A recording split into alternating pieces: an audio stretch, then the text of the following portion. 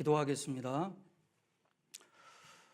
은혜와 자비가 충만하신 아버지 하나님, 이 시간 머리 숙여 하나님께 감사와 찬송과 영광을 돌립니다. 하나님 일 등지고 죄 가운데 살던 저희들을 복음 가운데 불러주시고 주님의 보배로운 피로 구원해 주셔서 하나님 자녀 삼아주시며 천국 갈 소망 주심 감사합니다.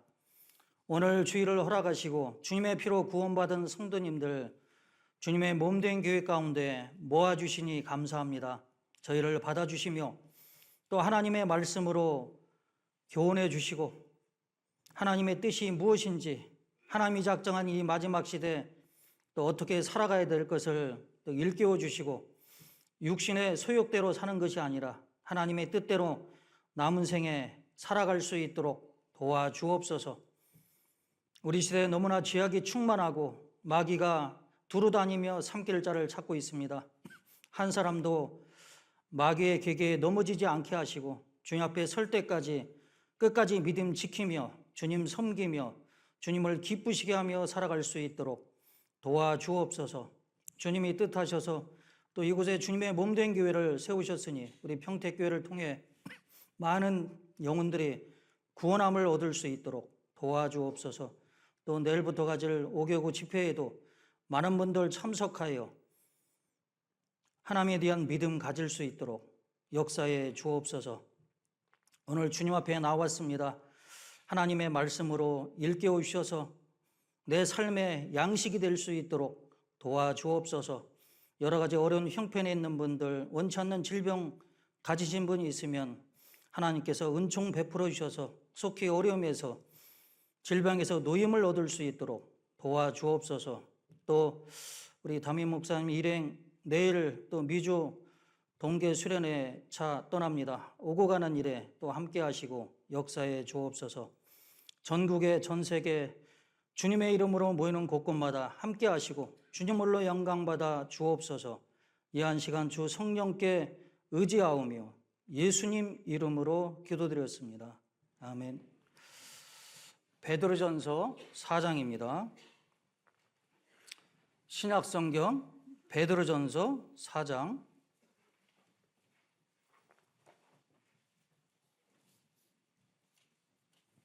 베드로전서 4장 7절 신약 381쪽입니다. 베드로전서 4장 7절 한 절만 같이 읽겠습니다. 만물의 마지막이 가까웠으니 그러므로 너희는 정신을 차리고 근신하여 기도하라. 반갑습니다. 우리 평택교회는 제가 2016년 이 교회 오기 전에 좀 다녀갔고요. 금방 7년이라는 세월이 흘렀고 2년 전 입당식 할 때 제가 창원 중부교회에 있었는데 그때 입당식 때 집회가 잡혀가지고 우리 담임 목사님이 그 전주에 다녀가라고 해서 여러 형제 자매님들과 함께 다녀갔습니다. 그래서 한 대학에 환송을 받았고요. 그때 너무나 좋더라고요.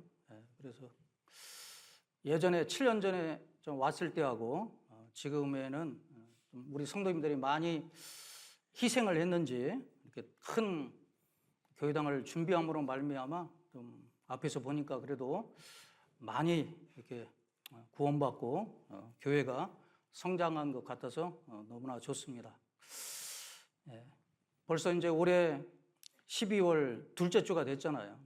한 해 2023년 하는데 금방 지나갑니다. 그래서 올해 좀 어떻게 살았나 살다 보면 금방 지나가잖아요.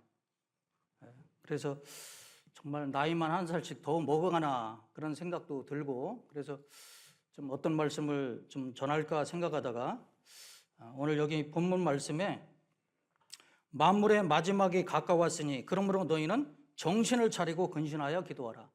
정신 차려라는 말이 있거든요. 그래서 오늘 말씀의 주제는 지금이 정신 차리고 살 때다. 그래서 세월은 빨리 지나가고 있는데 우리 그리스도인들은 이제 주님 오실 날이 가깝구나. 주님을 위해서 살 날이 멀지 않았구나. 그리고 가족들, 이웃들 영원한 지옥으로 달려가고 있기 때문에 전도할 기회가 많지 않구나, 이런 생각을 갖고 이 마지막 시대에 더욱더 정신 차리고 살아가야 될 것 같습니다. 마귀도 자기가 무적행으로 들어갈 것을 잘 알고 있기 때문에 베드로전서 5장 8절에 있는 것처럼 마귀가 우는 사자와 같이 두루다니며 삼키를 자를 찾고 있습니다. 끝까지 믿음을 지키며 생활해야 되는데 살다 보면 많은 변수가 생겨요. 삶 속에 여러 가지 일들, 또 세상적인 유혹도 있고 이단 교류의 유혹도 있고 성도들 간의 어떤 보이지 않는 마찰, 이런 것들을 통해서 넘어지는 경우도 있기 때문에 정말 지금은 세상 말로 축구해서 1대0으로 이기든지 2대1로 이기든지 어떻게든지 골을 지켜서 승리해야 되잖아요. 지금은 열심히 정신 차리고 신앙생활을 잘하는 것도 필요하겠지만 끝까지 믿음을 잘 지키는 것이 참 중요합니다. 우리 시대는 예수님이 작정한, 예수님이 오시기 전에 징조들을 다 보는 시대에 살고 있잖아요. 그래서 코로나19를 통해서 누가복음 21장의 처처에 기근과 지진과 원역 3종 세트인데, 코로나19처럼 전 세계 225개 나라로 코로나가 전파된 것은 처음이잖아요. 그리고 러시아가 우크라이나를 침공한 걸 통해서 이 전쟁 양상이 공산주의 편과 서방하고 이렇게 편이 딱 갈라져 있습니다. 마지막 전쟁의 양상이 진행되고 있는 것을 우리가 또 볼 수 있잖아요.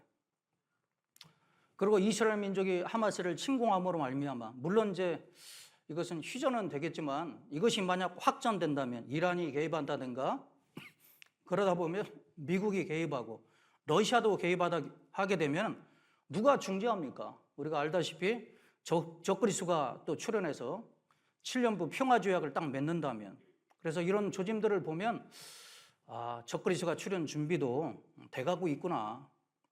그리고 뭐 미국이나 스웨덴 같은 경우는 오른손에 칩을 받고 있잖아요.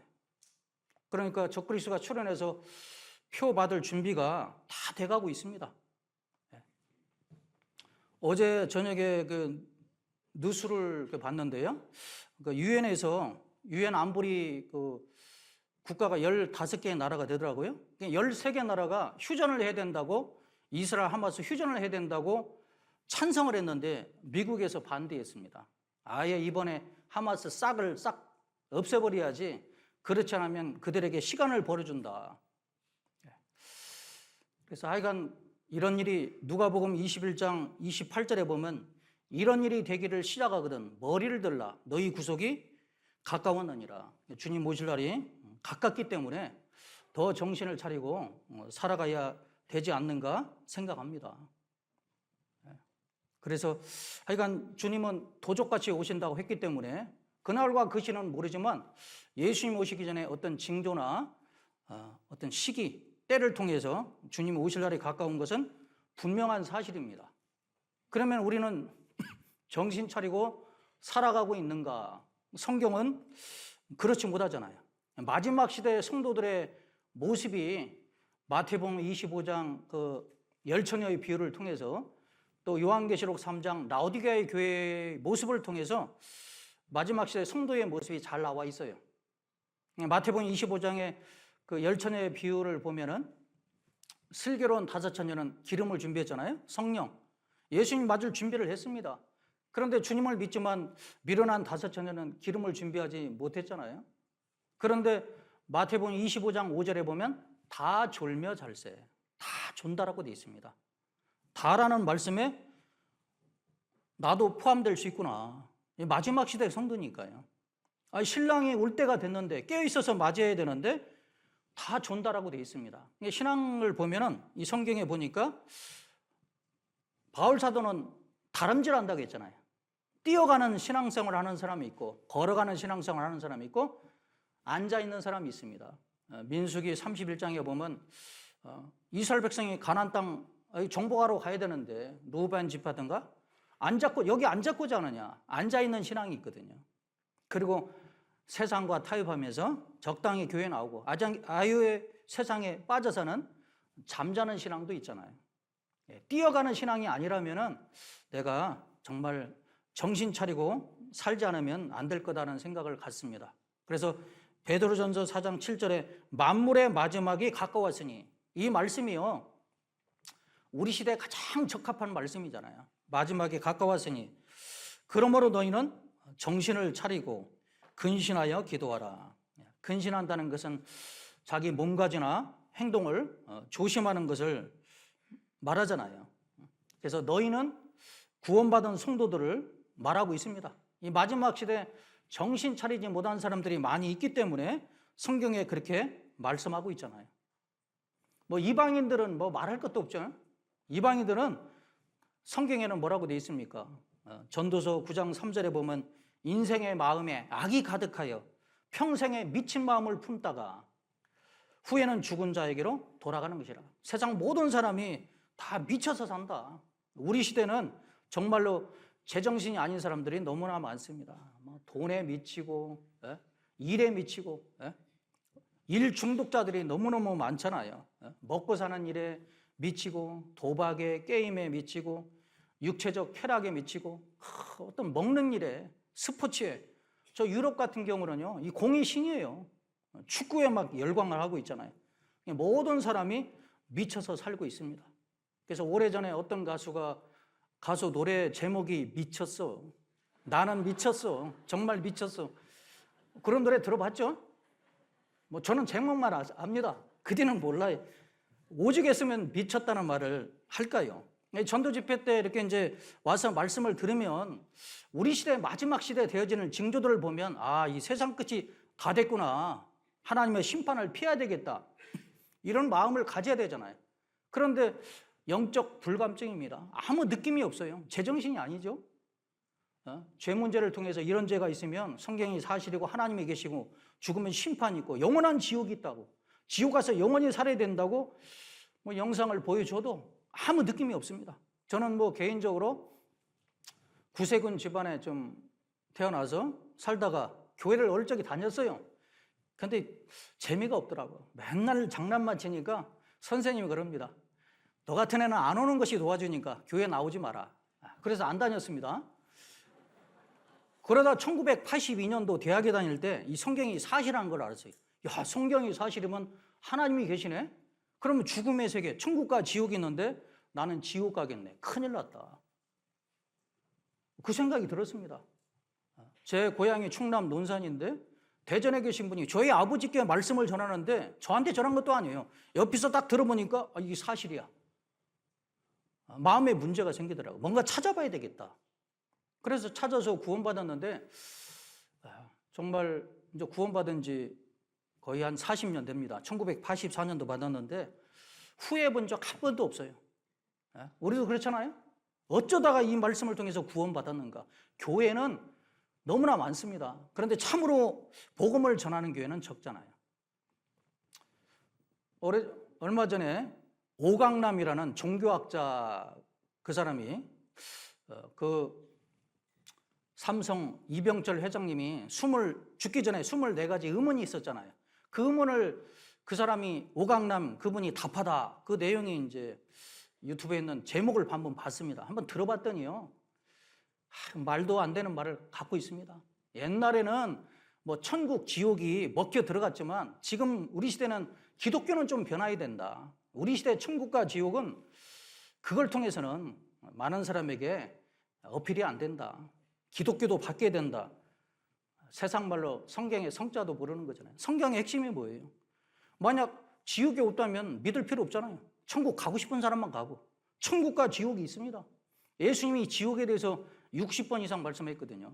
천국보다 지옥에 대해서 더 말씀했잖아요. 하나님께서 예배 놓으신 영원한 천국이 없다면, 지옥이 없다면 우리가 이 자리에 있을 필요가 없잖아요. 근데 그 지옥 영상을 보여줘도 두려운 마음이 없습니다. 그러니까 제정신이 아닌 거잖아요. 지금 우리 시대는 너무나 바쁘게 삽니다. 정신없이 산다, 그런 말 있잖아요. 정신없이 산다. 정신 빼놓고 산다. 정신줄 놓고 산다. 어떻게 살았으면 그렇게 할까요? 인생에 사는 목적을 모르고 오로지 세상의 육신 것을 위해서 살아가고 있습니다. 우리는 인생에 사는 목적이 이 세상에서 죽음의 세상, 영원한 세상을 준비하는 것이 이 땅에 사는 목적이기에 그 목적을 성취하고 영원한 삶을 위해서 살아가고 있잖아요. 그런 면에서 보면 우리는 정신 차렸다고 하지만 실제로 우리가 이제 구원받고 주님을 섬기고 있지만 나는 정말 정신 차리고 살아가고 있을까?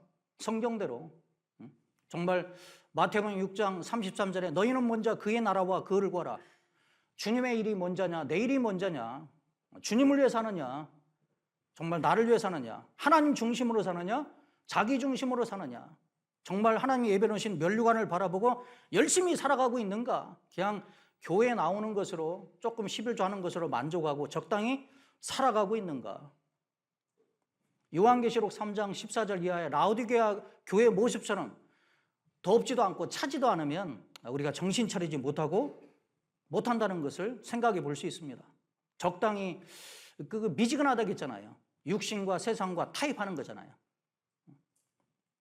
그렇게 살아간다면 정신 차리지 못한 것은 분명한 사실입니다. 하나님이 나를 왜 구원해 주셨을까요? 성경에 구원해 주신 목적이 많이 나와 있지만 크게 보면 두 가지잖아요. 첫 번째는 하나님을 경외하는 생활, 두 번째는 복음 증가하는 생활이잖아요. 시편 118편 17절에 내가 죽지 않고 살아서 여호와 행사를 선포하리로다. 이 땅에 사는 목적이 복음 전하는 거잖아요. 주님의 지상 명령이고, 그래서 우리는 주님 오실 때까지 복음을 전해야 됩니다. 그래서 왜 구원해 주셨는가? 에베소서 2장을 보겠습니다. 에베소서 2장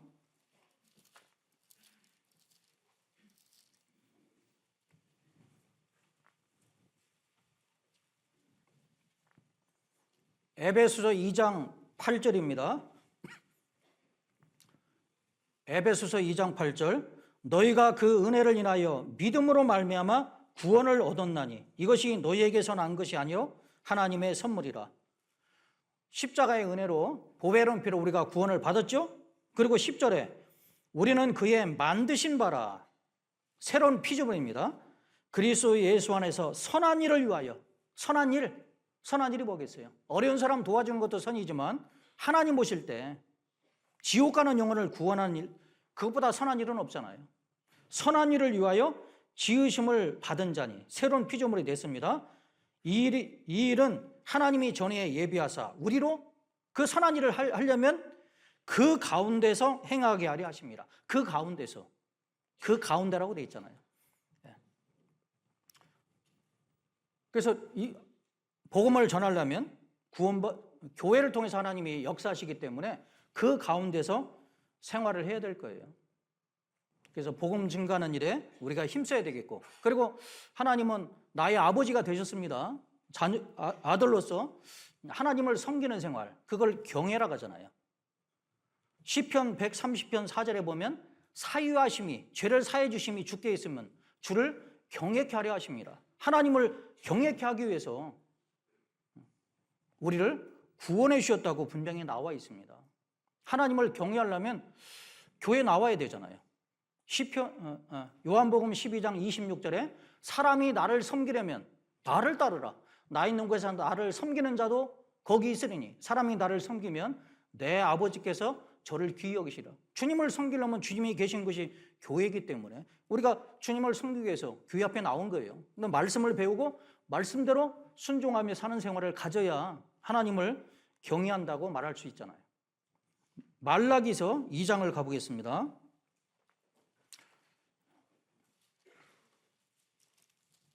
이스라엘 12지파 중에 하나님이 레위 지파를 선택했는데 레위 지파는 하나님을 섬기는 지파잖아요. 신약 시대는 구원받은 사람은 다 레위 지파라고 할 수 있고 영적으로요 다 제사장이잖아요. 왕 같은 제사장이다. 말라기서 2장 5절 보시면 너희와 세운 나의 언약은 생명과 평강의 언약이라. 내가 이것으로 그에게 준 것은 생명과 평강의 언약을 준 것은 그로 경외하게 하려 함이라. 하나님을 섬기게 하기 위해서 레위와 언약을 맺었잖아요. 우리에게 생명, 영생을 주셨습니다. 말씀도 주셨잖아요. 그 이유는 뭐예요? 하나님을 섬기게 하기 위해서. 가장 중요한 것이 하나님을 섬기는 생활이잖아요. 근데 주님 섬기는 일에, 주님 앞에 나오는 일에 등한히 하면 성경에는 그걸 악이라고 얘기하고 있잖아요. 그래서 예레미야 2장 19절에 그런즉 네 하나님 여호와를 버리고 네 속에 나를 경외함이 없는 것이, 하나님을 섬기고자 하는 마음이 없는 것이 악이요 고통인 줄 알라. 정말 하나님을 섬기고 하나님을 위해서 살고자 하는 마음이 마음속에 별로 없다. 그러면 좀 정신을 차려야 될 것 같습니다. 연말, 지금 이제 12월이 됐잖아요. 구역 모임이나 이렇게 조모임, 해별 모임을 가지면 간혹 심심치 않게 듣는 말이 올해 최악이었다. 정말 힘들었다. 너무 못 살았다. 그런 간증을 듣잖아요. 왜 그런 간증이 나올까요? 정말 이 땅에 사는 목적, 오로지 주님을 섬기며 복음 증거하는 일에 열심히 살아야 되는데 열심히 살지 못했다는 간증이잖아요. 정말 사는 목적을 가지고 하나님이 예배하신 상급을 바라보고 열심히 살아가야 되는데 그렇게 살지 못하니까 좀 후회의 간증이 나오는 겁니다.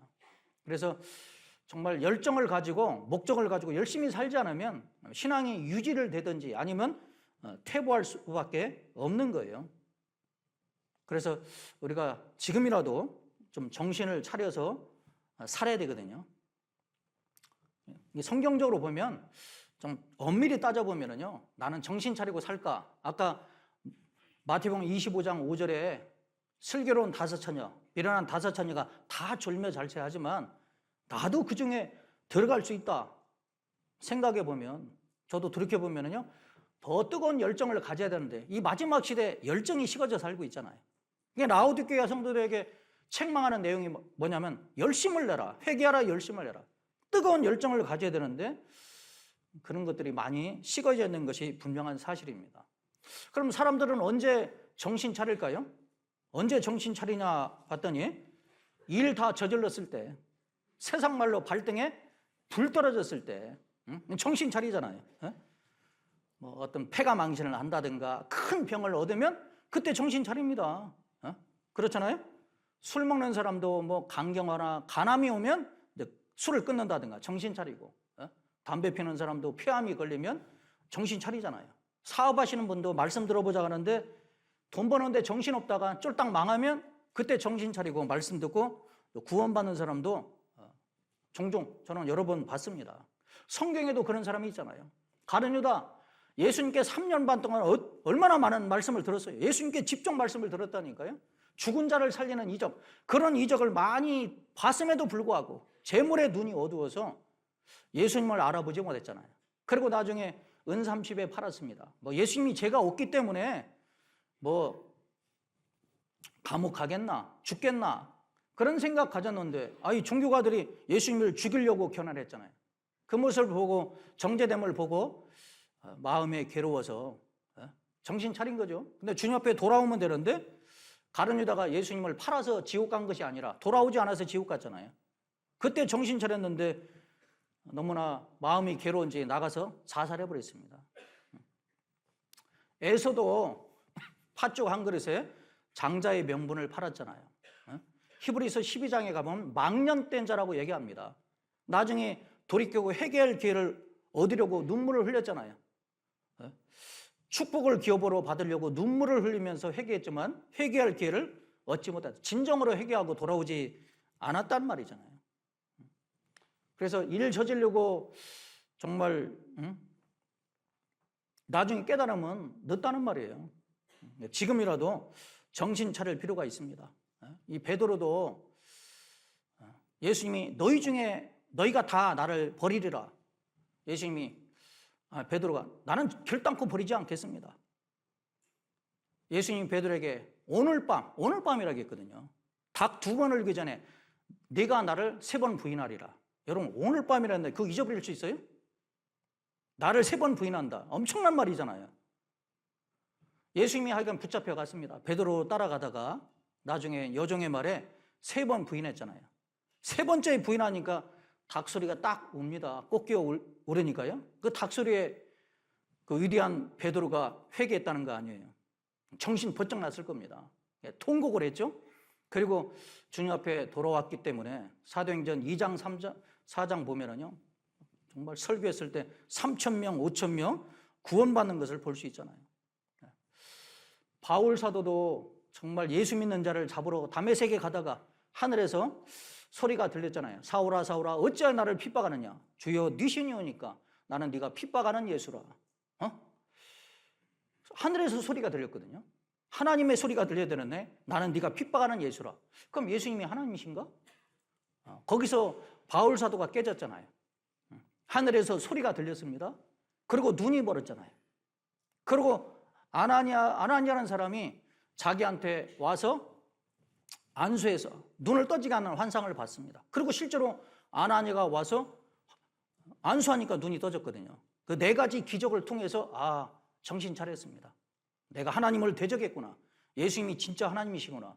깨닫고 정말 온전히 복음의 사도가 된 것을 볼 수 있잖아요. 그래서 바울 사도 같은 경우는 하나님이 쓰시려고 특별히 나타나셔서 정신 차리게 해줬고요. 베드로도 정신 차렸습니다. 우리도 개인적으로 보면 뭐 어떤 그런 정신 차릴 일은 없잖아요. 있으면 정신 차리는데 나는 교회 생활 잘하고 있고 믿음 생활 잘하고 있다. 자기 기준으로 보면 그럴 수 있어요. 근데 하나님 기준으로 보면 믿음의 선진 바울 사도를 보면은요 세상 말로 새발에 핍니다. 놀고 있어요 세상. 바울 사도는 매 맞고 헐벗고 굶주리고 춥고. 근데 너무는 우리는 호의호식하고 있잖아요. 그 예수님이나 믿음의 선진들의 삶을 보면은 너무나 편안하게 살고 있고 죄송스러운 마음을 가질 때가 있습니다. 우리는 믿음의 경주를 하고 있잖아요. 올림픽 선수가 막 최선을 다해야 되는데 마라톤 경주하는데 중간쯤 후미에서 적당히 뛰고 있으면 뭐 코치나 감독이 막 뭐라고 안 할까요? 정신 차리고 빨리 달리라고. 그래서 정신 차린다는 것은 참 쉽지가 않습니다. 어떤 계기가 필요하죠. 여기 아주대 그 대학 병원 센터장 이국종 교수, 지금은 잘 안 나오는데 한때는 정말 유명했잖아요. 이분이 이제 아주 굉장한 분입니다. 옛날 그 아프리카 소말리아의 해적들이 우리나라 어선을 납치해가지고 아덴만 사건 아시죠? 그래서 이제 아덴만 사건을 통해서 하여간 작전을 잘 벌려서 성공을 했는데 해적들이 석해군 선장 총을 몇 방 쐈잖아요. 총을 맞았습니다. 이거 죽을 수밖에 없어요. 그 뭐 동남아 의술이 별로 좋지 않은데 깊이 빨리 한국에 공수돼서 이 이국종 교수가 살렸잖아요. 그리고 2017년도에 옥청성이라는 북한 군인이 판문점까지 자동차를 몰고 와서요. 거기다 버리고 남한으로 막 열심히 달렸습니다. 북한 병사들이 총을 쐈잖아요. 몇 발 맞았습니다. 이거 죽을 수밖에 없거든요. 이국종 교수가 살렸습니다. 아주 대단한 분입니다. 그런데 이분도요, 자기가 정말 이렇게 의사가 된 계기가 있어요. 한 언론에 그 인터뷰를 한 내용이 나와 있는데, 한 의사의 말에 힘을 얻어서 내 삶이 변화됐다고 얘기를 합니다. 그래서 그 이국종 교수의 아버지는 6.25 전쟁에 참여해가지고 한눈을 잃었답니다. 그리고 팔다리가 다쳐서 장애 2급 국가유공자예요. 집안이 정말 너무너무 가난했습니다. 그래서 이국종 그 교수가 중학교 때 축농증이 심하게 앓았는데, 그래서 이제 병원을 찾아갔답니다. 병원을 찾아가서 국가유공자 의료복지 카드를 내밀으니까 간호사가 안 받아주는 거예요. 다른 병원 가보라고 그랬답니다. 그래서 이제 이 병원 저 병원 찾아가서 자기를 받아줄 병원에 갔습니다.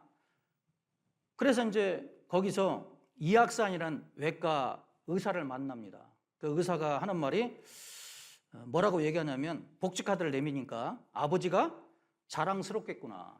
그래서 아주 진료비도 받지 않고 정성스럽게 치료해 주었답니다. 그러면서 마지막 하는 말이 큰 격려가 됐대요. 열심히 공부해서 꼭 훌륭한 사람이 되어라. 열심히 공부해서 꼭 훌륭한 사람이 되어라. 그 한마디가 이국정의 삶을 결정했답니다. 변화시켰다는 거예요. 나도 의사가 되어서 가난한 사람을 돕자.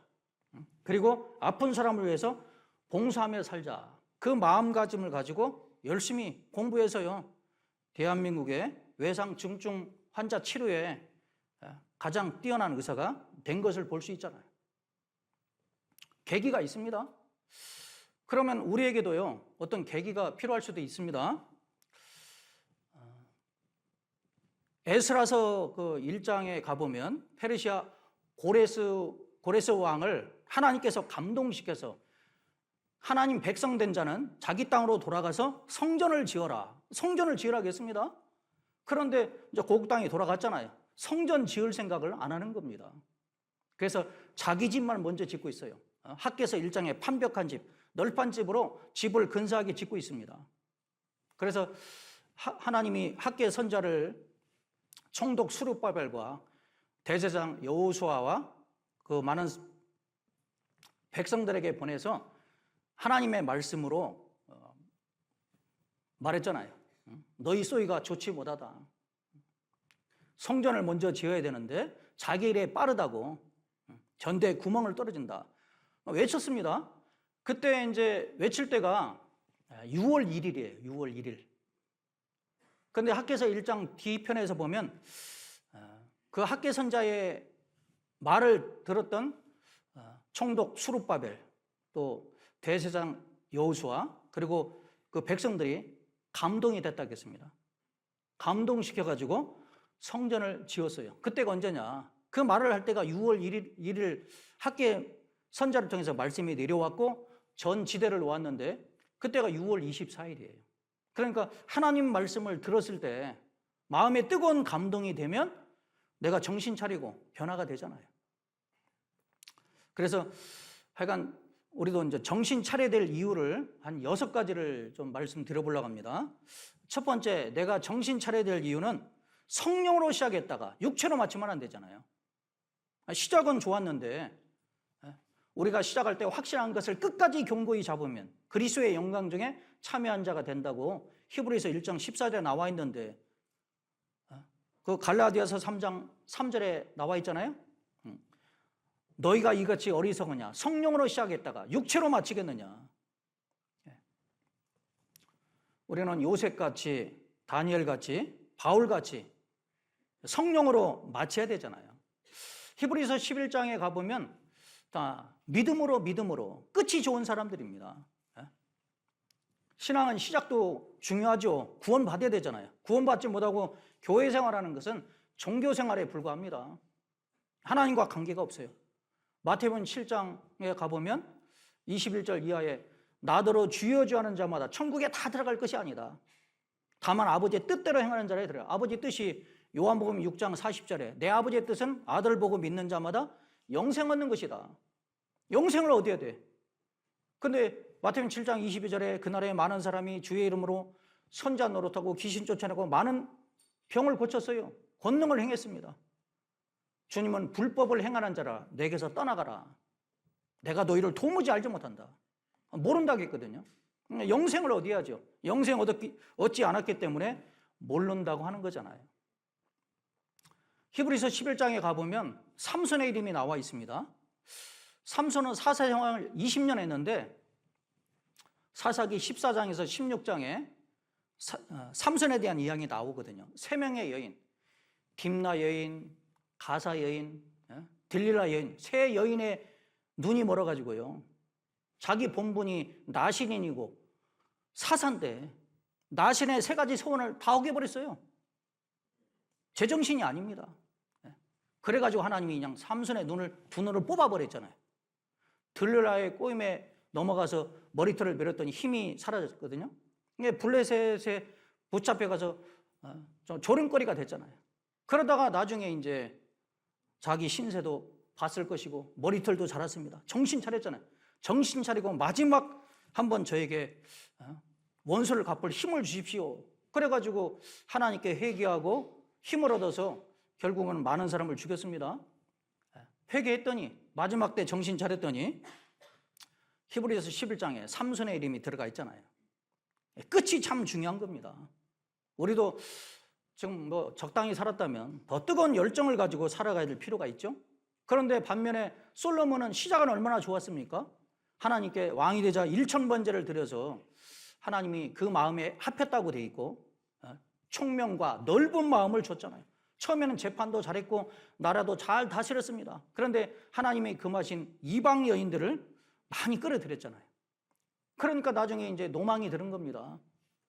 그래가지고 솔로몬 꿈에 2번이나 나타나서 회개하라고 돌이키라고 했는데도 돌이키지 않아요. 그래가지고 나중에 나라가 두 조각 나버렸잖아요. 솔로몬의 이름은 히브리서 11장에 들어가 있지 않습니다. 시작은 좋았는데 끝이 안 좋은 사람, 솔로몬도 있고 뭐 데마도 있고 가룟 유다도 있고 롯도 있고 사울도 있고 그러면 안 되잖아요. 근데 성경에 이제 정신 못 차렸다가 징계받고 정신 차린 사람들이 여러 번 성경에 나와 있습니다. 그 중에 하나가 히스기야의 아들 그 므낫세 왕이잖아요. 므낫세 왕. 므낫세는 12살에 왕이 됐습니다. 왕도 얼마나 오래 했는지 55년 동안 왕생활을 했어요. 자기 아버지는 그냥 우상을 다 척결하고 오로지 하나님을 믿었는데 이 므낫세는요 그냥 우상을 막 곳곳에 많이 세웠습니다. 그리고 어떻게 했어요? 무관피를 많이 흘렸거든요. 하여간 남유다 왕 중에 가장 악한 왕이 므낫세 왕이었습니다. 그래서 하나님께서 아수르 장관들을 보내가지고 므낫세를 바벨론 지역으로 잡아갔습니다. 잡아가서 그곳에서 정신 차린 거예요. 고난받으니까 정신 차렸습니다. 역대하 33장. 역대하 33장입니다.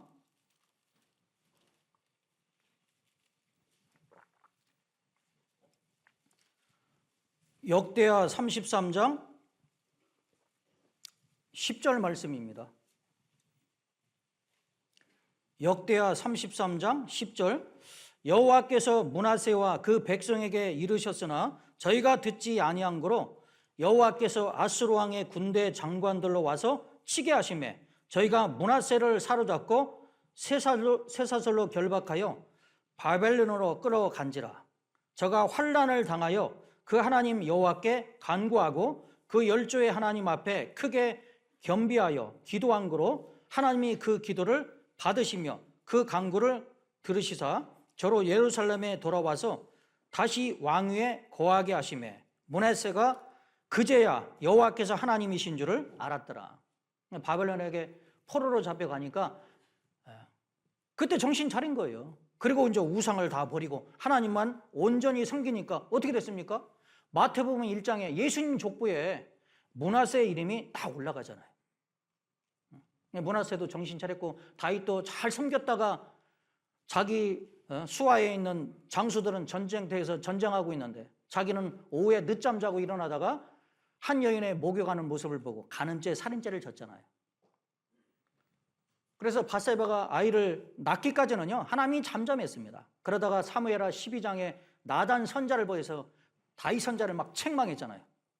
그때 다윗이 정신 차린 겁니다. 정신 차리지 못하면 어떻게 되겠어요? 물론 하나님께 징계도 받았잖아요. 자기 아들 압살롬에서 막 징계도 받고 왕위를 찬탈했잖아요. 근데 철저히 회개하고 돌이켰기 때문에 이스라엘의 위대한 성군이 된 것을 볼 수 있어요. 그런데 징계를 받아도 정신 못 차린 사람도 성경에 있잖아요. 대표적인 예가 롯입니다. 삼촌을 떠나서 소돔 고모라 성에 살았는데 하나님이 두 천사를 보내서 소돔 고모라 성을 멸망시키겠다. 네게 속한 자가 있느냐? 속히 떠나라. 그럼 빨리 떠나야 되잖아요. 그럼 롯은 떠났어요, 안 떠났어요? 두 사이에게 전도는 했지만 농담으로 얘기했고 빨리 떠나야 되는데 그 밤에 자버렸습니다. 또 아침에 늦잠을 잤네. 두 천사가 막 깨워서 빨리 도망가라고. 정신 못 차리니까요. 자기도 이제 소돔 고모라 심판에서 구원은 받았지만 자기 아내는 어떻게 했어요?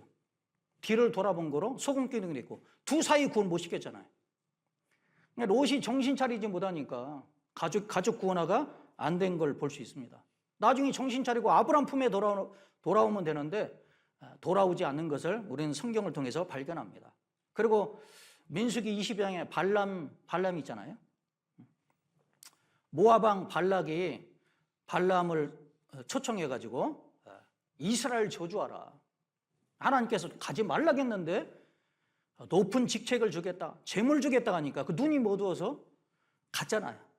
가는데 이제 좌우에 벽이 있고요. 앞에 하나님의 사자가 칼을 들고 발람을 죽이려고 했습니다. 그런데 발람은 안 보이잖아요. 근데 나귀가 봤습니다. 나귀가 보고 무릎을 꿇어버렸잖아요. 안 가는 겁니다. 발람이 어떻게 해요? 3번 때렸어요.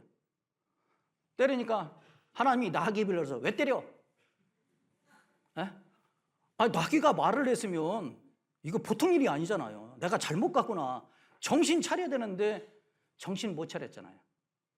정말 정신 차릴 수 있는 기회를 여러 번 줬음에도 불구하고 못 깨달았습니다. 나중에는 어떻게 죽었어요? 이스라엘 원수 미디안 왕 5명을 죽일 때 발람도 같이 죽어버렸습니다. 세상 말로 개죽음 당한 거죠. 정신 차려야 되는데 못 차립니다. 그래서 성령으로 시작했다가 육체로 마치지 말고 끝까지 믿음을 지켜야 되잖아요. 두 번째, 정신 차려야 될 이유는 주님 오실 날이 가깝기 때문에 그렇습니다. 내가 깨어서 주님을 맞이하면 상급 영광이 있고, 누가복음 12장에 깨어서 주인을 맞이하면 주인이 수종든다는 말씀도 있잖아요. 우리가 주님 오시면 천국에는 가지만 그리스도의 심판대 앞에 서야 되잖아요. 내가 구원받고 어떻게 살았는가에 따라서 뭐 지옥 가는 심판, 그것이 아니라 상급 심판이 있습니다. 심판이 없다면 뭐 적당히 살면 되겠지만 심판이라는 것이 있잖아요. 지금 아이들은 뭐 방학 때 그 방학 숙제를 별로 안 할 겁니다. 제가 뭐 학교 다닐 때 70년대 그 다닐 때 보면요, 숙제를 얼마나 많이 내주는지. 여름방학이면 7월 20일부터 8월 20일 한 달 딱입니다. 숙제가 굉장히 많아요. 막 신나게 놉니다. 일주일 남겨놓고 막 숙제하는 경우도 있고, 아니면 이 몸으로 개기지. 근데 옛날에는 어떡합니까? 의자 앞에, 교탁 앞에 의자 딱 놓고 올라가고 종아리 걷고 때리잖아요. 아프기도 아프지만 엄청 창피하잖아요. 주님 앞에 서보면 만물이 벌거벗은 것처럼 주님 앞에 드러난다고 했는데 그 말씀 보면 두렵습니다. 왜냐하면 내가 잘한 것보다도 잘못한 것이 너무나 많잖아요. 뭐 잘했으면 뭐 칭찬과 영광을 받겠지만 이 악하고 게으른 종아, 우리가 정말 부지런히 살 수 있을까요? 사는가요? 그런 분도 있지만 대다수는 적당히 살아가고 있는 것이 분명한 사실입니다. 그래서 우리가 말기 교전, 말씀 기도, 전도, 교제, 기본, 성도의 기본 생활만 잘 하더라도, 그것만 잘 하더라도 책망은 덜 받을 거라고 생각하고, 딱 한 가지, 누가복음 19장의 문화의 비유를 보면은 10사람에게 10문화를 줬잖아요. 한 사람에게 한 문화를 받은 겁니다. 10은 전체 숫자잖아요.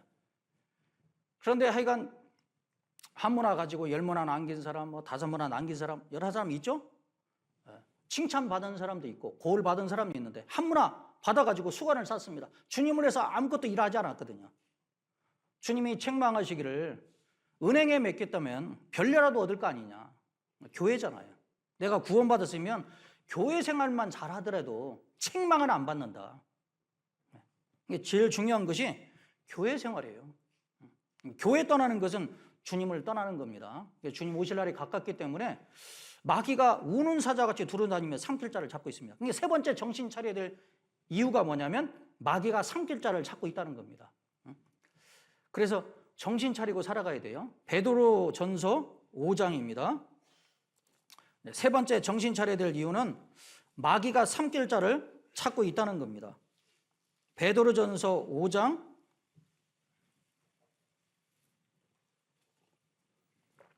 8절입니다. 베드로전서 5장 8절 같이 읽겠습니다.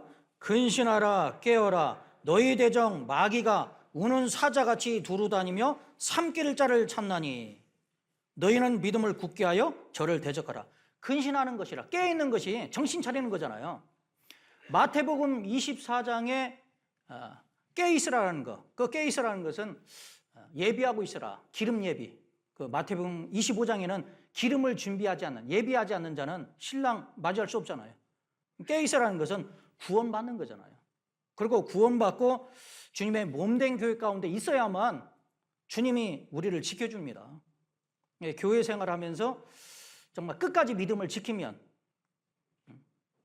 그리스도의 영광 중에 참여하게 된다고 히브리서 3장 14절에 나와 있잖아요. 물론 디모데후서 4장 7절에 세 가지를 해야 돼요. 내가 선한 싸움을 싸우고 나의 달려갈 길을 마치고 끝까지 완주를 해야 되죠. 믿음을 지켰으니. 바울 사도는 신약성경 14권을 기록한 사람이에요. 그런 분이 믿음을 지켰다면 우리는 어떨까요? 내가 교회 가운데 있지 않으면 마귀 밥이 되는 건 식은 죽 먹기입니다.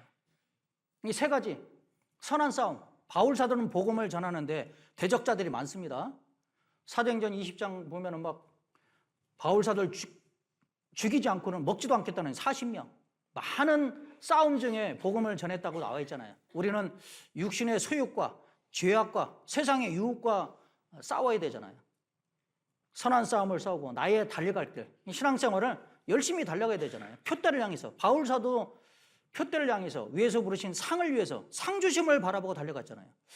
예전에 제가 서울에서 목회했을 때요, 한 조장님이 조모임을 하는데 나는 뭐 상은 안 바라보고 그냥 열심히 합니다. 그걸 또 간증이라고도 조장님이 하고 있네. 에? 그래서 뭐라고 했습니다. 주님이 분명히 너희로 소원을 두고 행하게 하신다고. 바울 사도도 상주심을 바라보고 달려갔고, 그 모세도 히브리서 11장 26절에 상주심을 바라봤다고 돼 있잖아요. 아니 그런 분들도 상주심을 바라봤는데 뭐 상은 바라지 않는다. 상주심을 바라봐야 열심히 하는 거죠.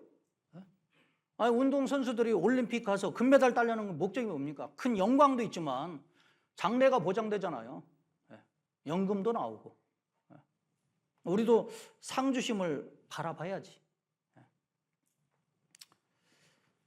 끝까지 믿음을 지키면 이제 후로는 나를 위하여 의의 면류관이 예비되어 있으므로 의로우신 재판장이 그날에 내게 주실 것이니 내게만 아니라 주의 나타나심을 사모하는 모든 자에게니라. 디모데후서 4장 7절 8절에 나와 있어요. 나에게도 의의 면류관이 있는데 끝까지 믿음을 지켜야 되잖아요. 선한 싸움 싸워야 되고 열심히 달려갔을 때 그 영광이 주어지는 겁니다. 근데 마귀는요, 배고픈 사자예요. 새끼를 잃었는지 배고픈지, 이건 우는 사자입니다. 그런데 마태복음 10장 16절에 예수님이 제자들을 전도여행을 보냈잖아요. 전도여행을 보내서는 뭐라고 합니까? 내가 너희를 보냄이 양을 이리 가운데 보낸 것 같다. 2000년 전에 마귀를 일이라고 했습니다. 근데 베드로전서 4장 7절에는 만물의 마지막이 갖고 왔으니 마지막이라 했고, 5장 8절에 근신하여 깨어라 너희 대적 마귀가. 마지막 시대 이 마귀는요, 우는 사자예요. 우는 사자. 이리보다도 우는 사자로 표현되어 있습니다. 그래서 이 지구는요, 마귀가 지배하는 세상이잖아요. 요한일서 5장 19절에 온 세상은 악한 자에게 처한 것이며, 마귀로부터 가장 안전한 곳이 어디입니까? 바로 교회입니다. 교회는 나오지만 구원이 희미한 자, 마귀의 타겟가 될 수 있어요. 교회를 띄엄띄엄 나온다든가 교제 등한히 하는 자, 말씀이 없는 자, 말씀과 기도로 깨어있지 않는 자, 세상과 짝하는 자, 마귀의 타겟가 되는 거예요. 그리고 교만한 자, 매사에 불평불만하는 자, 물질에 인색한 자, 자기 마음대로 사는 자, 이건 마귀 밥이 될 수 있습니다. 정신 차려야 되잖아요. 더 깨어서. 마귀는 어떻게든지 또 열심히 사는 사람과 서로 이간질해서 문제를 만들어서 부딪히게 만들고 떨어집니다. 뭐 이단교류의 유혹에 넘어지는 경우도 있고 세상 유혹에 넘어지는 경우도 있지만 성도들 간에 부딪혀서 문제를 줘서 넘어지는 경우도 많이 있고, 또 앞에 임원들을 보면은 어떤 사람은 나보다 늦게 구원받았는데 먼저 집사되고, 또 뭐 직분을 바꿨다고, 또 어떤 분은 또 구역 바꿨다고 문제돼서 또 잠수 타고 안 나오는 사람도 있잖아요. 그것이 내가 문제되고 신앙을 떠날 거냐고요. 어떤 사람 떠나는 사람도 봤어요. 어쨌든 간에 신앙을 지켜야 되고 자신을 돌아보고 내가 더 열심히 충성되게 살았는가 자신을 돌아볼 필요가 있을 겁니다. 하여간 신앙생활하다 넘어지면은요 마귀가 제일 좋아하는 사람 누굴까요? 원불교인 좋아합니다. 원불교인. 성경에 써 있더라고. 유다서 가보겠습니다. 원이 원망이죠? 불만, 교만한 사람. 원망하고 불평불만하고 교만한 사람, 마귀의 타겟가 되는 거예요. 유다서 1장 16절. 유다서 1장 16절. 이 사람들은 원망하는 자며, 여기 원망하잖아요. 불만을 토하는 자며, 불만, 그리고 그 정욕대로 행하는 자라. 교만한 사람입니다. 그 입으로는 자랑하는 말을 내며 이를 위하여 아첨하느니라. 자랑하는 것이 교만이죠. 원망하고 불평불만하고 교만하면은요 넘어질 수 있어요. 그래서 어떤 문제가 온다 할지라도 내가 넘어지지 말아야 될 것 같아요. 끝까지 믿음을 완주해야 됩니다. 우리 시대는요 꼬린 지점, 우리가 마라톤 경주하면 42.19km인데 우리 시대는 결승 테이프가 눈앞에 보이는 시점이 있다고 생각합니다. 한 100m? 저 100m만 통과해버리면 엄청난 영광이 주어지는데 거기서 포기하는 사람 있을까요? 주님 오실 날이 지척에 있잖아요. 끝까지 완주하면 엄청난 영광, 영원한 영광이 주어집니다. 다른 것은 다 포기해도 신앙은 포기하면 안 되잖아요. 그래서 지나치게 직분에 목숨 걸지 마세요. 신앙생활 잘하는 것이 필요하지. 하나님이 네가 적은 일에 충성하였으니 큰 것을 맡긴다겠지. 큰 직분 줬다고 앞에서 좀 말씀 전한다고 더 큰 상 받을까요? 두려워요. 많이 선생이 되지 말라. 선생된 자가 더 큰 심판 받을 것이다. 적은 직분 받아서 최선을 다하는 것이 낫지. 직분은 이만큼 받았는데 이만큼 내가 했다. 그럼 이만큼 불순종이잖아요. 하나님 앞에 가면 두려운 마음이 생길 수 있습니다. 그래서 하여간 주 안에서 믿음 생활을 잘해야 될 것 같아요. 이게 교회 안에만 있어도 마귀의 계계에 넘어지지 않을 수 있습니다. 요한 1서 그 앞에 2장만 앞으로 넘기면 5장 18절입니다. 요한 1서 5장 18절. 하나님께로서 난 자마다 범죄치 아니하는 줄을 우리가 아노라. 우리는 하나님께서 난 자잖아요. 거듭난 자. 하나님께로서 나신 자가, 하나님께서 오신 자가 주님입니다. 저를 지키심에 악한 자가 저를 만지지도 못하느니라. 우리가 교회 가운데 있으면 주님이 나를 지켜주시잖아요. 시편 34편 7절에도 여호와의 사자가 주를 경외하는 자를 둘러 친치고 저희를 건지시는도다. 주 안에 있으면 믿음 지키려면 주 안에 있어야 돼요. 그런데 주 안에도 있지만 깨어있는 생활을 갖지 않으면 적당히 그냥 나와서 말씀 듣고 내 편한 대로 살아가면 마귀의 유혹도 올 수 있습니다. 예수님 제자 중에 가룟 유다도 예수님을 은30에 팔았고 베드로도 시험 들어서 예수님을 3번 부인했다는 것을 생각해 봐야 돼요. 또 믿음 생활을 열심히 하는데 욥처럼 시험에 오는 경우도 있죠. 욥의 믿음을 단련해서. 욥은 우리에게 교훈이잖아요. 세상에 살다 보면 엄청나게 어려운 일도 옵니다. 그런데 욥처럼 고난 겪은 사람들은 없잖아요. 10자식이 죽었다니까요. 재산이 다 날아가서 대기업 회장이 하루아침에 거지가 된 거예요. 친구들도 자기 아내도 욥을 어떻게 합니까? 좀 위로해 줘야 되는데 욥의 아내는 하나님을 욕하고 죽어라. 누구 바라보겠습니까? 욥이 잘한 것은 뭐예요? 하나님을 떠나지 않았다는 거잖아요. 만약 욥과 같은 상황이 된다면 그럼 백발백중, 천에 천, 만에 만은 자살합니다. 인생 비관해서 자살하거든요. 우울증으로 죽을 수도 있을 거예요. 근데 하나님을 의지했기 때문에 2배의 축복을 받았잖아요. 어떤 상황 속에서도 우리가 하나님께서 우리 믿음을 시험하기 위해서 테스트, 단련은 하지만 버리지는 않잖아요. 그 상황 속에서 끝까지 믿음을 지켰을 때 2배의 축복을 받습니다. 다윗도 자기 아들 압살롬이 반역했을 때 죽일 수 있거든요. 다윗이 누굽니까? 골리앗을 넘어뜨릴 수 있는데 자기가 범죄함으로 이건 하나님께서 자기 아들을 통해서 나를 징계한다는 걸 알았기 때문에 압살롬과 싸워서 이길 수 있지만 그 배후에 하나님이 있기 때문에 이길 수 없다는 걸 알아서 도망갔잖아요. 요단강가로 도망갔습니다. 그리고 시므이가 막 저주했잖아요.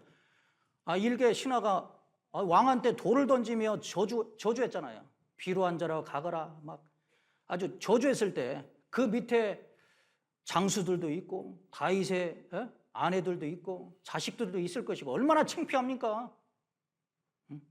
정말 감정이 북받치는 전라도 말로 누가 염장 지르면 뚜껑 열려가지고 가서 쳐라 할 수 있는데 다윗이 참았잖아요. 내가 그 경우 있으면 참을 수 있을까? 불난 집에 부채질하면 감정이 격해지면 감정대로 처리할 수 있는데 참았다니까요. 참으니까 압살롬이 쉽게 죽었잖아요. 머리가 길어서 상수리나무에 대롱대롱 매달려가지고 요압 장군에서 죽었잖아요. 쉽게 끝나버렸습니다. 만약 다윗이 자기 성질대로 죽였다면 다윗의 왕권은 끝날 수도 있을 거예요. 그러니까 매사에 어떤 일이 벌어질 때 선택을 잘하고 정신 차리고 좀 참고 해야지 감정으로 대하고 나 좀 구역 옮겼네 나는 또 내려놓고 다른 사람 했는데 그게 또 감정 가져가지고 문제 가지면은요 자기만 손해잖아요. 내가 이 일을 할 수도 있고 다른 사람이 할 수도 있는 것이지 꼭 뭐 내가 해야 되나? 조심해야 될 것 같습니다. 하여간 마귀는 우는 사자같이 삼킬 자를 찾고 있어요. 틈을 보고 있습니다. 그래서 마귀의 밥이 되지 않도록 조심해야 될 것 같습니다. 그리고 이제 네 번째 우리가 정신 차려야 될 이유는 마지막 시대 주님을 위해 살 날이 얼마 남지 않았기 때문에 주님을 위해 살 날이 많을 것 같은데 이제 적잖아요. 오늘 주님 오시면 부끄러움 없이 주님 앞에 설 수 있을까 생각해 보면 잘한 것보다도 못한 것이 훨씬 많잖아요. 잘한 사람도 있지만 대부분에 보면은 우리가 부족한 것이 너무나 많습니다. 그래서 정신 차려야 되거든요. 베드로전서 4장 보겠습니다.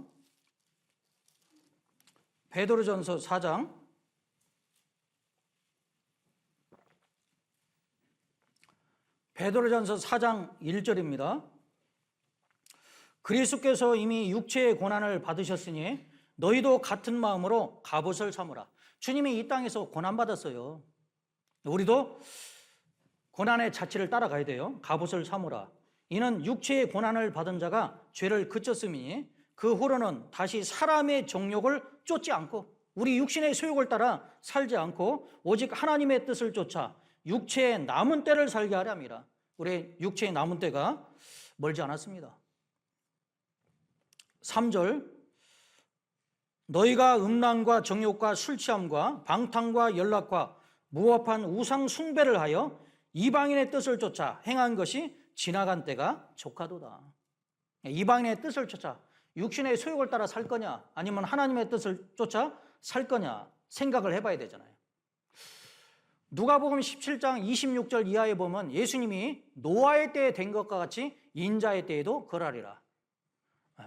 노세 때와 같으리니 인자에 나타나래도 그러하리라. 그래서 예수님이 노아의 때와 인자의 때, 노세 때와 인자의 때가 비슷하다는 거예요.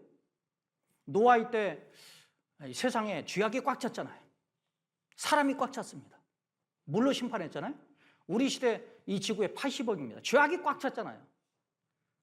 짐승들도 안 하는 동성애를 너무나 많이 하고 있고요. 거기에 넘어서서 수강까지 하고 있습니다. 죄악이 너무나 꽉 차요. 초등학생들이 음란물 막 보고 있고요. 너무나 죄악이 꽉 차 있습니다. 불심판하기 일부 직전이잖아요. 소돔 고모라 동성애 하고 있죠. 너무나 악해가지고 유황불이 내려서 멸망했잖아요. 이 지구도 소돔 고모라 못지 않습니다. 더하면 더했지 덜하지는 않잖아요. 불로 심판할 겁니다. 그런데 노아하고 롯은 심판 전, 불심판 있기 전에 살았던 사람이잖아요. 근데 그 두 사람의 삶을 보면 대조적입니다. 노아는 어떻게 했어요? 물로 이스라엘을 심판한다는 하나님의 경고를 듣고 자기 가족들과 함께 배를 만들었습니다. 배 만드느라고 막 열심히 힘썼잖아요. 500세 셈과 야벳을 낳았습니다. 그 세 아들이 결혼했잖아요. 결혼하니까 세 아들 결혼하면 몰라도 한 30에서 35년은 지나갔으라고 생각합니다. 600세에 홍수가 내렸으니까 방주 짓는데 한 70년, 75년 되지 않았을까 생각합니다. 다른 사람은 다 미쳤다고 하는데 하여간 노아는 열심히 배를 만들었어요. 배 만드느라고 정신 없습니다. 그래서 결국에는 물 심판을 피했고 자기 가족이 구원받았잖아요. 정신 차려서. 롯은 어떻습니까?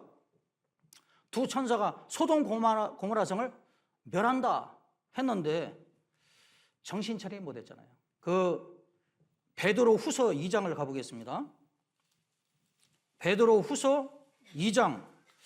노아는 어떻게 했어요? 방주를 만들면서 전도했다는 사실입니다. 5절, 베드로서 2장 5절. 옛 세상을 용서치 아니하시고 오직 의를 전파하는 노아와 그 7 식구를 보존하시고.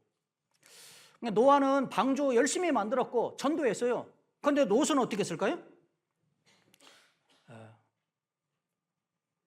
7절, 6절부터 봅니다. 소돔과 고모라 성을 멸망하기로 정하여 제가 되게 하사 후세 경건치 아니할 자들에게 본을 삼으셨으며 무업한 자의 음란한 행실을 인하여 고통하는 의로운 롯을 건지셨으니 이 의인이 저희 중에 거하여 날마다 저 불법한 행실을 보고 들으므로 그 의로운 심령을 상하니라. 저 의인이라 하잖아요. 날마다 불법한 행실을 보면 나와야 되는데 은근히 그 불법한 행실을 보고 즐긴 겁니다. 세상과 육신과 타협해서 정신 못 차리고 있잖아요. 소돔과 고모라 성을 멸망했습니다. 나왔으면 아브람 품에 와야 되는데 정신 못 차려. 정신 못 차리니까 가족 구원화가 안 된 것이죠. 그리고 5번째 정신 차려야 될 이유는 구원받지 않는 가족, 친척, 이웃들이 많이 있는데 전도할 기회가 많지 않기 때문에 그러잖아요. 우리는 구원받아서 천국 갑니다. 그런데 천국 갈 복음을 깨닫는 사람이 전해주지 않으면 구원받을 수가 없잖아요. 어떤 사람은 다른 교회 다니는 사람한테 물어보세요. 예수님 피로 구원받았다. 저 사람도 구원이 있고요. 구원이 있다고 합니다. 진짜 회개했는가 봐야 돼요. 예수님 피만 얘기하면 안 되잖아요. 성령과 새롭게 하심으로 중생의 씻음과 디도서에 보면 2장 중생의 씻음과 성령의 새롭게 하심. 구원받았으면 변화가 됐는가. 그리고 그러면 회개했는가도 봐야 되고요. 그럼 구원받았다면 구원의 복음 얘기해봐라. 어떻게 구원받았는지 그럼 자기가 얘기할 거 아닙니까? 근데 그 얘기하지 못하면 예수님 피로 내 죄 다 가져갔다고 그것만 입으로 얘기한다고 구원받았을까요?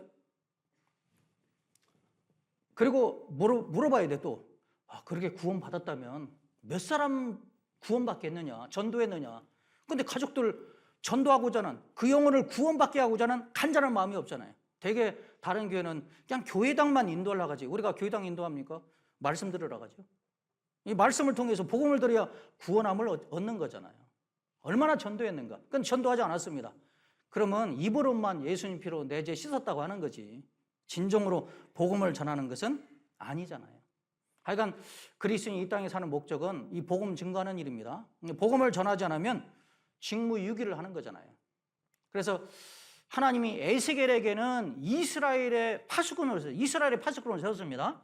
나는 어떻게 돼요? 나는 내 가족, 또 이웃, 또 내 직장 거기에 파수꾼으로 보냈다고 생각하면 맞습니다. 에스겔 3장을 가보겠습니다. 에스겔 3장.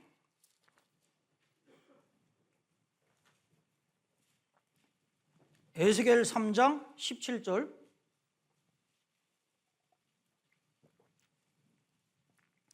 에스겔 3장 17절. 같이 읽습니다. 인자야, 내가 너를 이스라엘 족속의 파수꾼으로 세웠으니 너는 내 입의 말을 듣고 나를 대신하여 그들을 깨우치라. 하나님이 에스겔에 이스라엘의 족속의 파수꾼을 세웠잖아요. 나는 내 가족, 내 이웃, 또 내 직장에 파수꾼이 되어야 될 것 같습니다. 3장 10절을 보겠습니다. 3장 10절. 또 내게 이르시되 인자야 내가 네게 이를 모든 말을 너는 마음으로 받으며 귀로 듣고 사로잡힌 네 민족에게로 가서, 에스겔에게는 민족에게 가서 그들이 듣든지 아니 듣든지 그들에게 고하여 이르기를 주 여호와의 말씀이 이러하시다 하라 하시더라. 듣든지 아니 듣든지 전하라고 되어 있잖아요.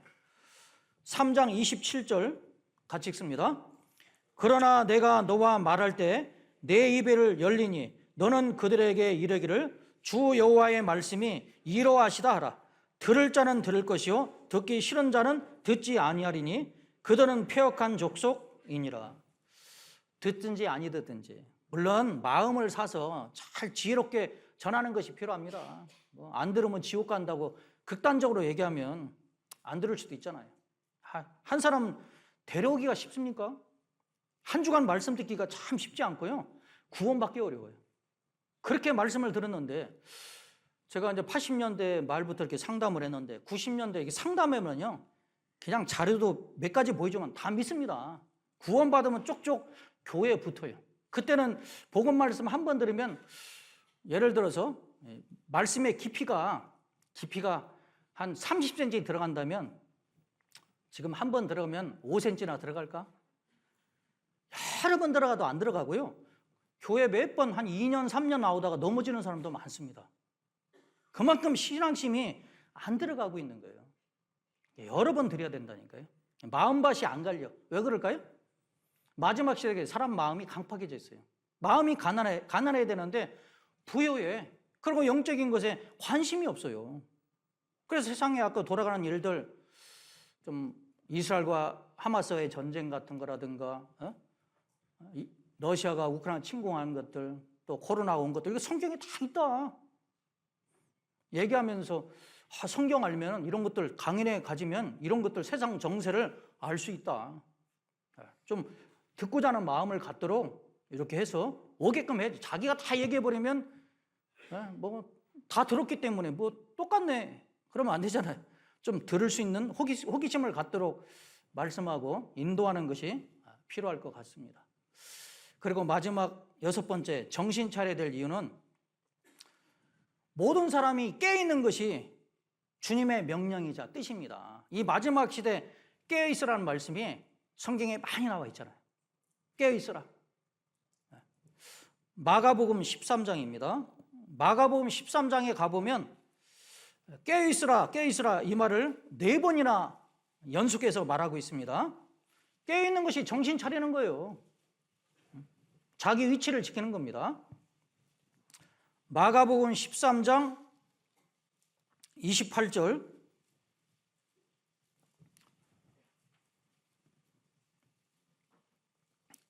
마가복음 13장 28절, 무화과 나무의 비유를 배우라.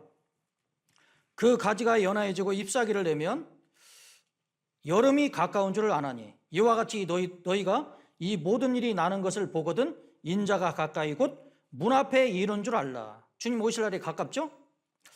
그러면서 뭐라고 얘기하냐면 33절 보겠습니다. 자, 깨어있으라는 말을 한번 보세요. 주의하라 깨어있으라. 그때가 언제인지 알지 못함이니라. 주님이 언제 올지 모른다. 가령 사람이 집을 떠나 타국으로 갈 때 그 종들에게 권한을 주어 각각 사물을 맡기며 문직에게 깨어있으라 명함과 같으니 그러므로 깨어있으라. 집주인이 언제 올는지 혹 저물 때일는지 밤중일는지 닭울 때일는지 새벽일는지 너희가 알지 못함이라. 그가 호련히 와서 너희의 자는 것을 보지 않도록 가라. 37절 같이 읽습니다. 깨어있으라. 내가 너희에게 하는 이 말이 모든 사람에게 하는 말이니라 하시니라. 자, 깨어있으라 몇 번 나와요? 4번 나오죠. 4번. 깨어있으란 말을 4번 얘기했습니다. 그래서 37절에 깨어있으라. 내가 너희에게 하는 이 말이 모든 사람에게 하는 말이니라. 구원받은 모든 사람에게 하는 말이거든요. 왜 깨어있으라고 했을까요? 그 이유는 주님이 오실 날이 언제 올지 모르기 때문에. 여기 33절에 언제 올지 모르기 때문에. 35절에 뭐 저물 때일는지 밤중일는지 닭 울 때일는지 모르기 때문에 깨어있으라고 말씀하고, 두 번째는 깨있지 않다가 주님 맞이하면 엄한 책망이 있기 때문에 깨있으라 하는 거죠. 36절, 그가 호련히 와서 너희의 자는 것을 보지 않도록 하라. 내가 자다가 주님 맞이하면 엄한 책망을 받잖아요. 그런데 깨어서 주님을 맞이하면 복을 받습니다.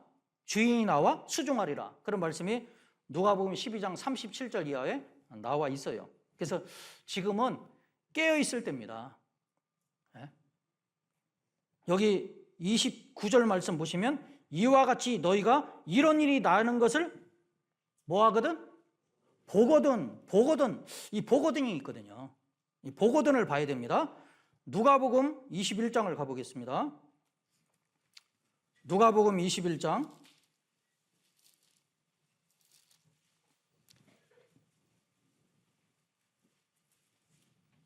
누가복음 21장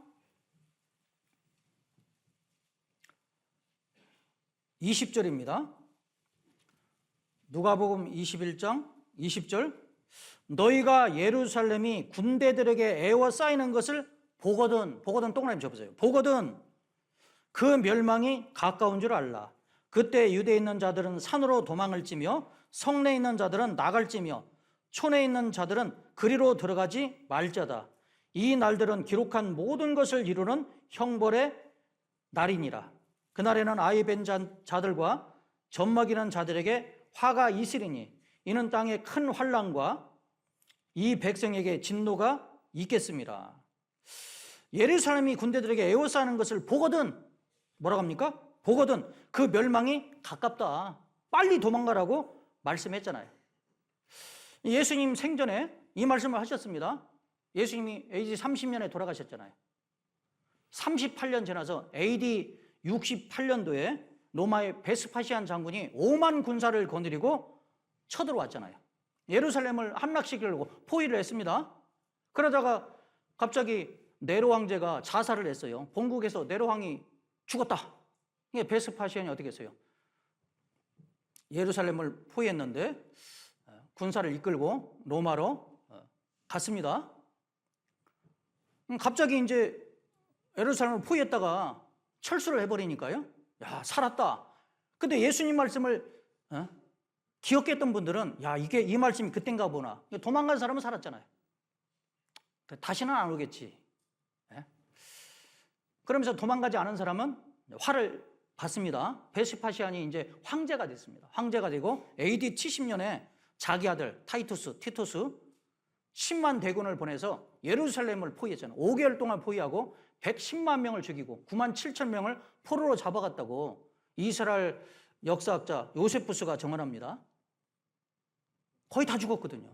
이 말씀을 생각하는 사람, 기억하는 사람은 보거든, 도망간 사람은 살았다니까요. 여기 보거든. 근데 우리 시대에 보거든이 있죠? 여기 29절 이에 비유로 이르시되 무화과 나무와 모든 나무를 보라.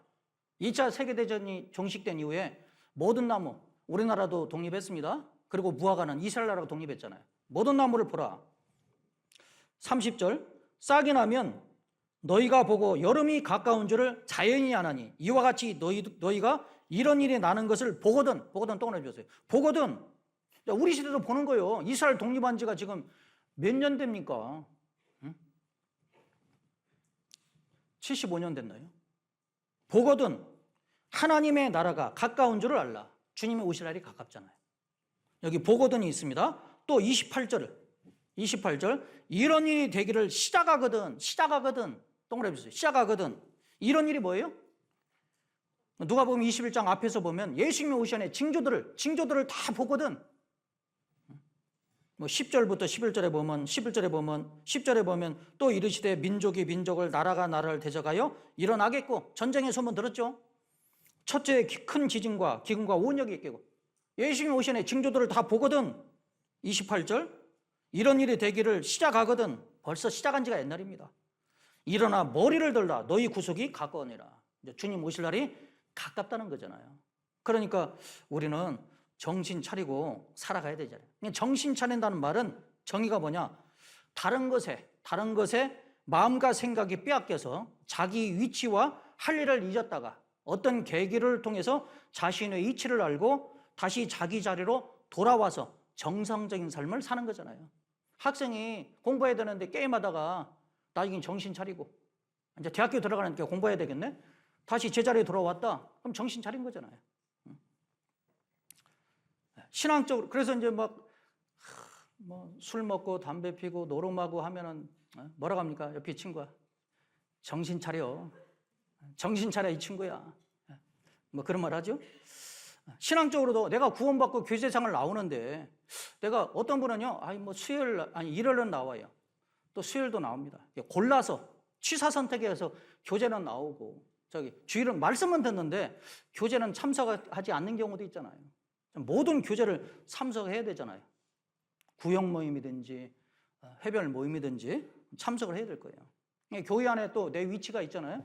내 위치에서 내가 해야 될 일을 충실히 하는 거잖아요. 주님을 섬기는 생활, 그리고 주님과 복음을 해서 열심히 사는 생활을 하는 것이 정신 차리는 생활입니다.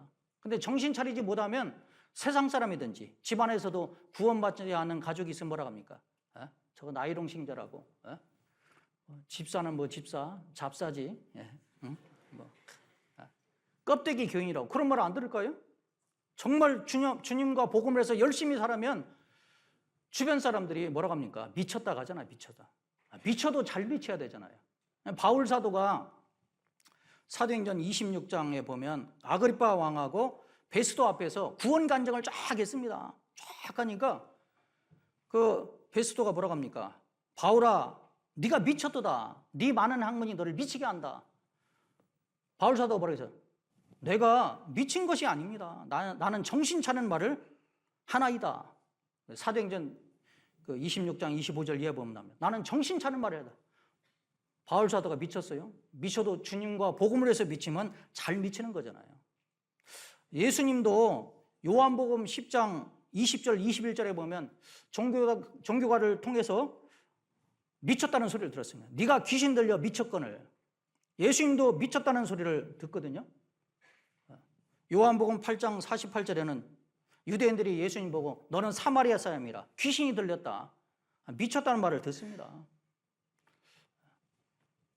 우리도 이제 복음을 전하면 미쳤다고 그런 소리 듣거든요. 이단에 빠졌다. 바울 사도도 이단의 괴수소리 들었거든요. 우리가 잘못 믿고 있을까요? 성경적으로 믿고 있잖아요. 저도 이게 성경 강의에 가지면은요, 자기가 신분이 전도사인데, 목사인데, 자기 신분을 가리고 와서 말씀을 듣는 분을 여러 번 만났습니다. 말씀 들어요. 그리고 나중에 끝나고 뭐라냐면, 말씀 잘 들었습니다. 열심히 적더라고. 그래서 저 사람 잘 들어서 구원받겠구나 그랬는데, 나중에 끝나고 나서, 말씀 잘 들었습니다. 뭐 잘못 잘한 건 얘기하지 않고, 그 자료가 좋은데, 좀 자료 좀 줄 수 없을까요? 그런 분들 봤습니다. 한 절만 더 보겠습니다. 고린도 후서 5장입니다. 고린도 후서 5장.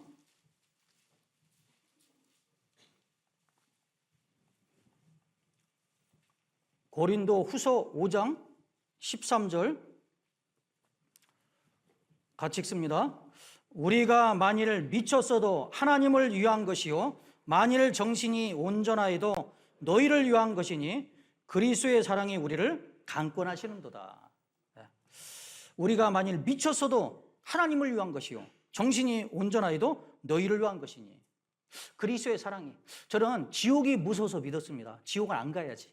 근데 나중에 성경 보니까 주님이 나를 위해서 채찍받고 못 박히고 돌아가셨잖아요. 그 사랑이 너무 크기 때문에 어떻게 내가 주님의 사랑을 배반하냐. 그 사랑이 나를 강권하시노다. 강하게 끄는도다. 그 사랑에 매여서요, 절대 자로나 아우나 치우치지 말아야지. 20대 초반에 이 말씀 딱 듣고 구원받고 나서 내 인생 주님 앞에 드려야 되겠다. 세상 친구 딱 끊고요, 오로지 주님만 바라보고 왔습니다. 세상 사람들은 먹고 사는 일에, 돈 버는 일에, 쾌락에, 육신의 욕망을 채우기 위해서 미쳐 살지만 우리는 미쳐도 주님을 위해서 미치면 주님 앞에 가면 영광이잖아요. 정말 주님을 위해서 주를 섬기는 일에, 주님이 우리에게 맡기신 복음 증가하는 일에 좀 미쳐야 될 것 같습니다. 그냥 교회 한두 번 나오는 걸로 만족하지 마시고 모든 교제도 좀 참석해야 되겠고 헌금하는 것도 11조만 내지 말고요. 아까 와서 물어봤습니다. 이 건물 졌는데 또 빚도 많죠? 그랬더니 많더라고. 가만히 있으면 뭐 갚아질까요? 해외 선교하는데도 우리 평택교회에서 많이 지원하고 있잖아요. 그래서 건축이나 선교 예비도 좀 다 골고루 헌금도 해야 되겠고요. 성경도 일독은 해야 되잖아요. 그래서 전도하는 일에 또 성도를 섬기는 일에 힘쓰다가 주님 앞에 서야 되겠습니다. 기도하고 마치겠습니다. 하나님 감사합니다. 하나님이 작정한 이 마지막 시대 저희를 먼저 불러주시고 구원해 주셨습니다. 우리를 구원해 주신 것은 주님을 경외케 하기 위함이요 또 우리를 통해서 이뤄진 영혼들을 전도하라고 구원해 주셨습니다. 이 마지막 시대 우리가 얼마나 하나님의 뜻에 부합하고 하나님을 잘 섬기고 공경하고 있는지 또 우리에게 맡겨준 복음 증가하는 일을 잘하고 있는지 돌이켜보면 부끄럽습니다.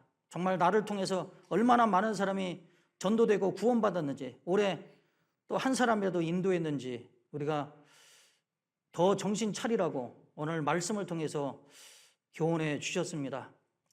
듣고 흘러가는 것이 아니라 내가 하나님 앞에 이런 모습으로 선다면 부끄럼 없이 설 수 있을까 자신을 또 자각하게 하시고 더 분발하고 깨어서 열심히 주를 섬기다가 주님 앞에 설 수 있도록 도와주옵소서. 우리 평택교회를 통해서 더 많은 영혼들이 구원받아서 주님께 영광 돌리는 교회가 될 수 있도록 함께 하시고 인도해 주옵소서. 모든 은혜 감사드리오며 예수님 이름으로 기도드렸습니다. 아멘.